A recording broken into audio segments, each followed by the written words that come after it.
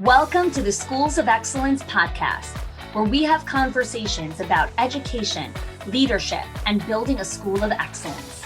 The goal on this show is to bring you clarity, up-level your mindset, and give you practical strategies and inspiration so you can show up with confidence and trust your decision-making. I'm Chana Wilshansky. I'm a mom of 4 under 10, a former New Yorker, and been in the early childhood field my entire life. And I'm so grateful that you've joined me for this conversation. Hey, everyone, and welcome back to another episode of the Schools of Excellence podcast. So this is it. Summer is officially over. We're on summer's last stand right now, right? It's kind of that last week before Labor Day. We're jumping to go get that last licks of some of the beaches if you live close by.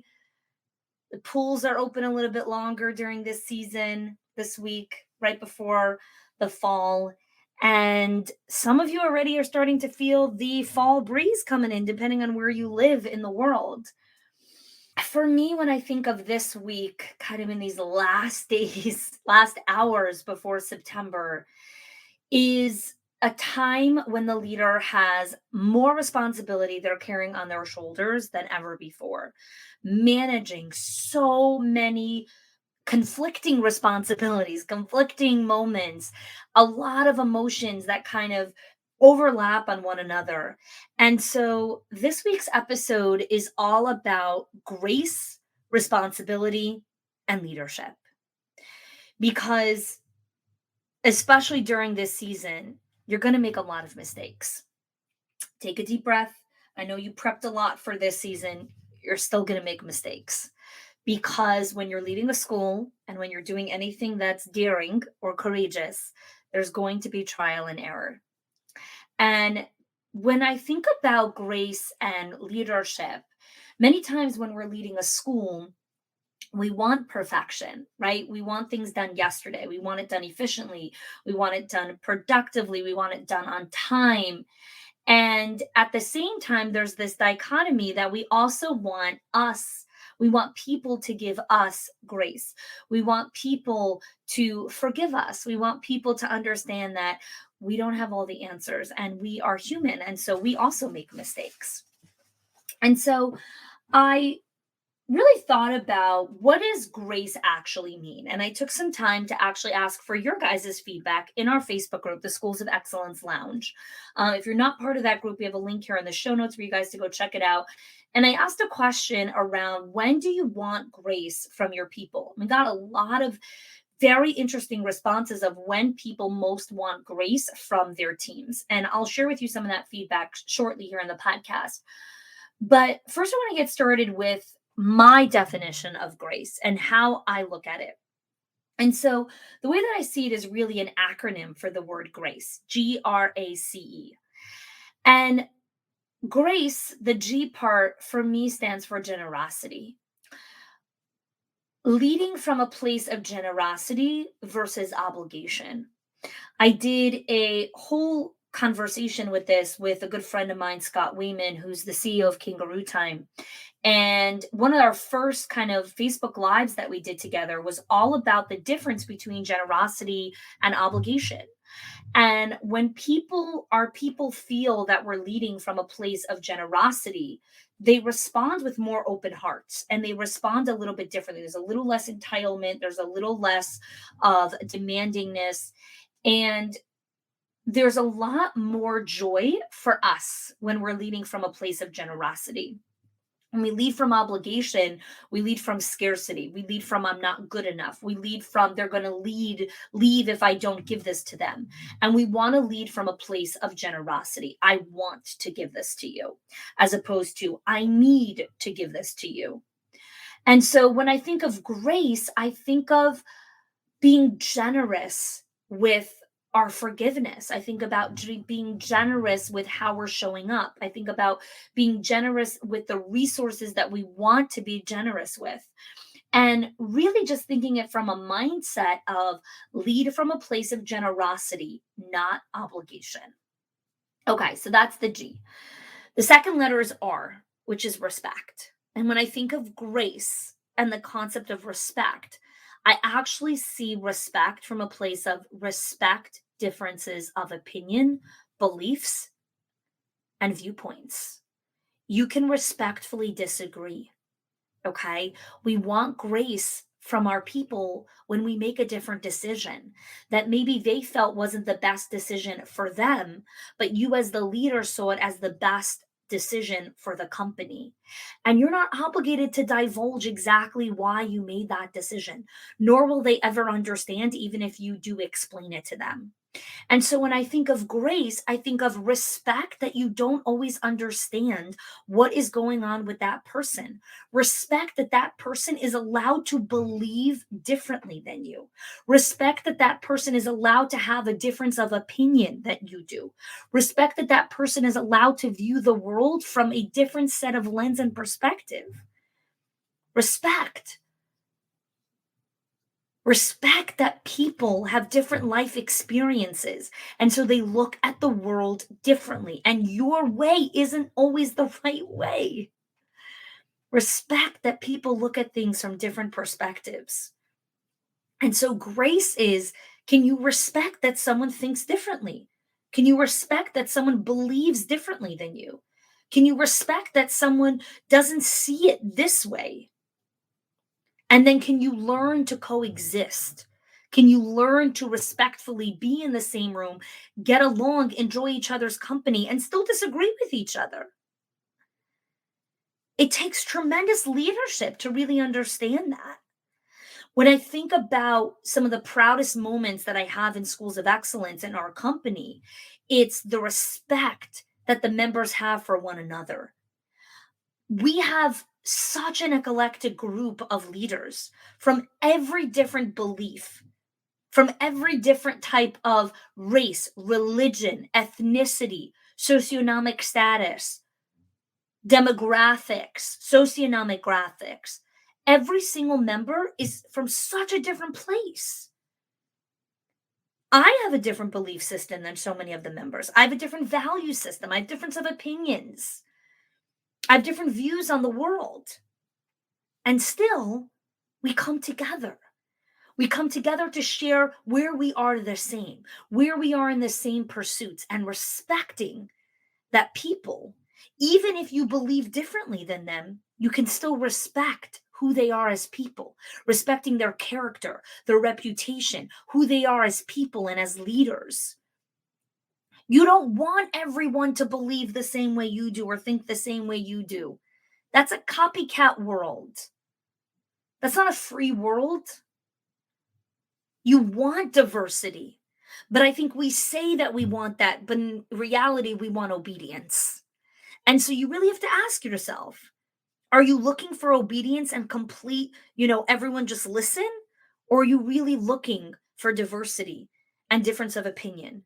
Because if you are, and there's so much beauty in that, you need to learn how to respect other people's opinions and differences and perspectives and beliefs and values. And that is hard. It's really hard because we are wired to hang out with people who think the same way we do. Just sit with that. Did you ever wish you knew exactly what to say to a teacher, to a parent, or someone from your administrative team? In one of those hard moments where you're like, oh God, I wish I knew what to say right now. How we say something with our choice of language, our choice of words, our body language, our intention, and the environment that we set makes all the difference to sustaining the School of Excellence. The Schools of Excellence Scripts Workbook is a 37-page document with scripts collected from 15 years of experience working in schools and early childhood leaders. These scripts are there to help you design and navigate difficult conversations in ways that build great cultures. Some of the scripts that we have in this workbooks are talking points to invite collaboration and conversation. They are scripts to help hold your teams accountable. Scripts to invite veteran teachers to change and to grow. How to encourage more confidence in a teacher. And talking points for parents who don't want to follow school policy, and so many more. Each script is designed with either an email script, a phone script, or an in-person script. And it's specifically categorized to help you understand how to show up in that conversation. so you can enter the conversation with confidence and trust your decision making. For more information on our scripts workbook, you could go to chani.me/scripts or click the link in the show notes. The next is A, accountability. With grace, there's still accountability. It's not an off the hook situation. It's not I'm giving you grace for this, and so now you don't need to be held accountable to it. No, there is personal accountability, right? I'm giving myself grace in a lot of particular things that are going on right now, but I'm still accountable to getting it done. So you can give grace to yourself or give grace to someone else on your team, and they still need to be held accountable to it. And it's not either or. It's stepping out of this world of black and white and stepping into more ambiguous conversations. And our minds don't like ambiguity. Our minds like black and white, this or this, right, wrong, good, bad. But so many things are more ambiguous than that. It just doesn't work that way. In theory, we're like, yeah, it should be like that. But people are people, and humans are more complex than that. And so with grace comes accountability. Now, I know a lot of people struggle with accountability. You might be listening to this being like, yes, how do I hold people accountable? I've spoken about this a lot on the podcast. We actually have a difficult conversation template on how to have difficult conversations that are around grace and accountability. We have that link in the show notes. You could go and check that out after you finish listening to this episode. So we have G, which is generosity. R is respect. A is accountability. C is compassion. Compassion. Be compassionate with yourself when you make mistakes. In order to give grace to other people, you have to know how to forgive yourself first, remembering that you're human. And even though you might know better, you don't always do better. And it's okay. It's part of being human. Sometimes we know we're not supposed to eat the chocolate cake at 2 o'clock in the morning, and we do it anyways. We know that we're supposed to exercise and move our bodies to help with our physical health, our mental health, our well being, our long term longevity. And we don't always do it. We know that we're supposed to lead a certain way. We know that we're supposed to pause and reflect and lead with compassion. And then we don't always do it. And so be compassionate with yourself when you make those mistakes. Again, I'm talking to a very specific leader here in the podcast. I'm not talking to a lazy leader who's not looking for compassion. They're looking for a free pass in life of, I don't want to do this, and I don't want to do this, and I don't want to do this. That's not the person I'm talking to here. I'm talking to a person who's a high achiever, talking to a person who wants to accomplish big things in life, but also needs to remember that with accomplishing big things, you need to have compassion for yourself and forgive yourself first when you make mistakes. And the last one is E, is for empathy. Show the empathy side of the struggle. Lead with that empathy for the trauma that we as a collective continue to navigate. Guys, the world is upside down. The media is committed to continuing to keep us more divided than ever. Show compassion for the struggle. Families are divided, staff are divided. Think about how you can bring people together. Show that empathy to what's happening. Not sympathy, empathy. Leading from that place, I see you. And these are really hard things because many leaders do these things and they're burned hard, right? Their people take advantage of it. And it's rough. And there's no easy answers for that. It's not, oh, well, tell me exactly what I do so people don't take advantage of me. When you're in a position of leadership and you're showing up with generosity, with accountability, with respect, with compassion, with empathy, there are people out there that are going to abuse that. There are people out there that are going to take advantage of it. There just is. And when you spot them, you'll gracefully show them the exit door.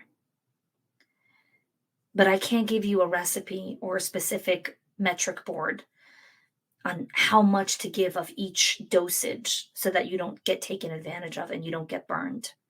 I can't tell you exactly how much compassion to have before someone starts taking advantage. There's no dosage. There's no 4 milligrams of compassion. There's no, 50 cc's or 50 milligrams of empathy. And then after you go over 50, now your people take advantage. Each person's different. Each person is a whole world and complex. But that's why these are anchors and cornerstones in your life, as opposed to specific dosages and metrics that you measure yourself by. So I want to share some of the things that you guys said when I asked you guys when you want grace from your people. So, some of the things you guys said was you want grace from your teachers and leadership team when you make mistakes, when you're tired and stressed and preoccupied. You want grace to be allowed to have an off day sometimes, right? Sometimes you're just not on that day. Many times our people forget that we're human and we have emotions. And we're also carrying a lot of other responsibilities. And sometimes we're just not in the mood of listening to everyone that day. And sometimes we still listen, but not as fully as we usually do. And for leaders that play at the top of their game, all of a sudden when they're not at the top of their game, their team's like, "Well, 1 second, what's going on? You're off today. You're distracted. I didn't like the way that you said that to me." Right? Because they're used to you being thoughtful and intentional and weighing every word. And then when you say something that's, oh, of course, like, well, 1 second, like, I didn't like that. And that's okay. Part of being in close proximity with other people is sometimes you're going to say something that they don't like. And that's what grace is, right? You ask for forgiveness because 80 and 90% of the time you're showing up great, right? Asking for grace is not that I always show up like a shit show.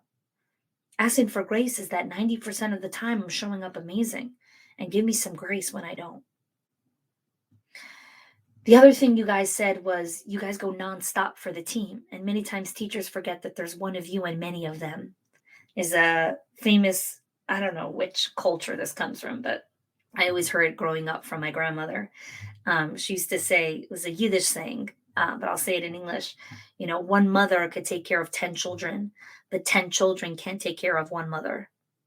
And in Yiddish, it sounds a lot better for those of you that understand the nuances of that. But there's so much truth in that statement. One mother takes care of 10 babies, right? Raises them, gets them dressed in the morning, like just gets them ready. And then when the mother needs help, sometimes between all the 10 kids, they can't find one person to take care of mama. You guys have a lot of staff. You have a lot of people that you're responsible for. And you have one director could take care of 20 teachers. And then when the director has an off day, 20 teachers can't take care of one director, one owner. It's hard. It's hard. And I'm sitting here with you while you're listening to this podcast, whether you're folding laundry right now or washing dishes or taking a run or in the car. It's lonely. It's hard to be that person. That's why we created community. That's why we have our Schools of Excellence Lounge, our directors in our circle, our owners group.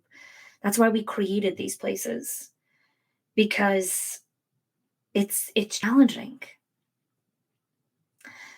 So what I want to leave you guys with here today is when we think of grace, when you think of responsibility, and you think of leadership, come back to this podcast and re-listen to what does it mean to be generous? What does it mean to respect someone else? What does it mean to be accountable, compassionate, and lead with empathy? And you might even want to share this with your teachers or some of your people on your administrative team.